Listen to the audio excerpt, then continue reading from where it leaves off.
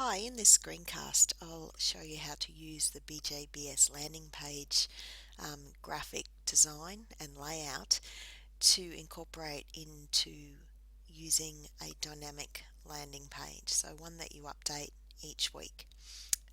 I've traditionally used that style of landing page, and I'll just show you by going into my subject site what that looks like now.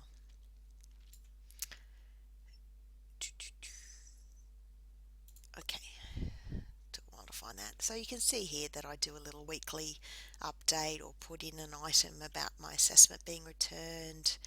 You can see that there's an awful lot of white. Okay, so formatting is not my long suit, and even though I'm happy with how it works, it could look better. Now, looks aren't everything, but gee, the visual is an important aspect of what we do.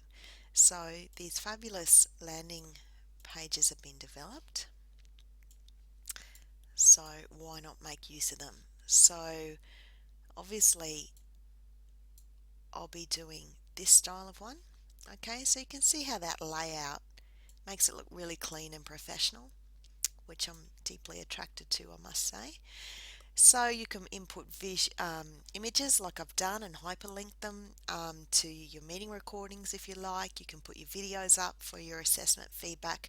There's all sorts of different styles here that you can utilize each week. What are we doing? What you need to look out for, and a sort of a running thing, and then or maybe a little hook to use. So if I sort of show how I can take this and make the page I showed you before look a little smarter, um,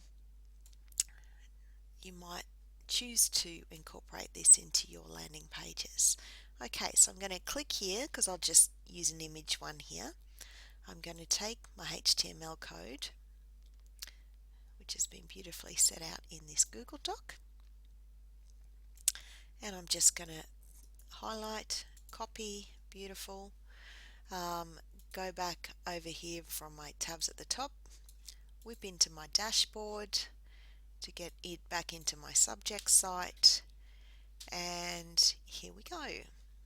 Now if you're using a dynamic page, better check that my edit button is on. People are pedaling slowly today. There we go. If we're using a dynamic page, you already know that to insert a little bit you click your item.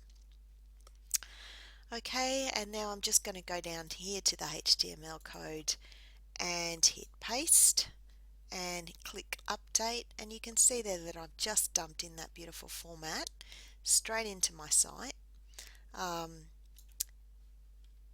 I'm now going to just put my own image in. I'll make this a bit bigger so we're not struggling to see. Here we go.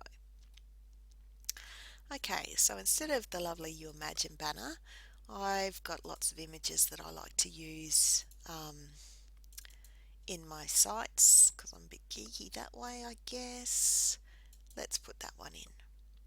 Okay, so I'm just going to click there. I will just make that a bit bigger.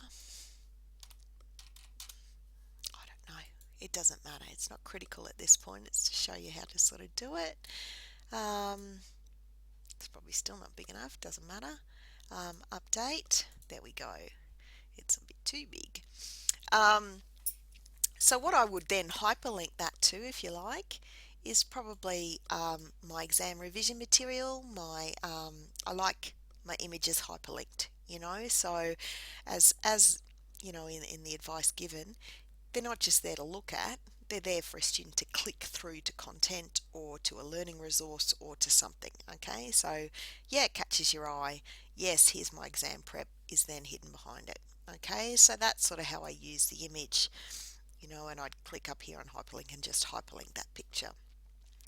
So you can see though when I put, okay, let's shrink this down, let's hit submit. No idea what that means. Oh, okay, so I'm going to put exam revision week or something along those lines and submit the content. Now, as you all know, if you're doing a dynamic page, it dumps your new item right down the bottom and you just drag him up the top. You can see how I've got a lot. But you can see here how if I had everything nice and consistent and more text there, that would make this page look very sleek and eliminate all this dead space here. You know, I've got an awful lot of dead space to the right of my images, whereas, you know, I could really have some that text along there and a nice banner up the top. So it just make it look consistent and professional and give it a really nice visual appeal. Okay,